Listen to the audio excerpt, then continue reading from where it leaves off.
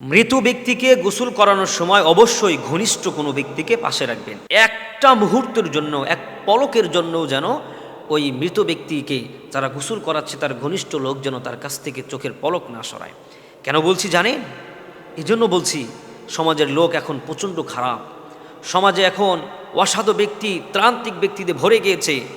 এই মৃত ব্যক্তির গা ধোয়া পানি দিয়ে, মৃত ব্যক্তির কাফনের কাপড় দিয়ে ব্ল্যাক ম্যাজিক, সেহের জাদুটনা করে স্বামী স্ত্রীর ভালোবাসার ভ্রাতৃত্বের বন্ধন আলাদা করে দিচ্ছে, মা বাবার সাথে ছেলে সন্তানের ছেলে মেয়ের সম্পর্ক আলাদা করে দিচ্ছে।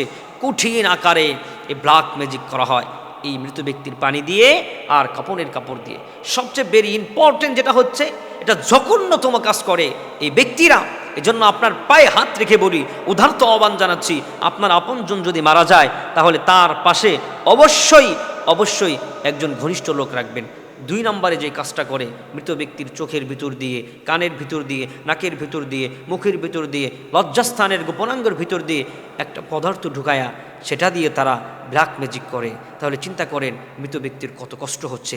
আল্লাহ সুবহানাহু ওয়া তাআলা এই অসাধু ব্যক্তি থেকে আমাদেরকে বাঁচার তৌফিক দান করুন।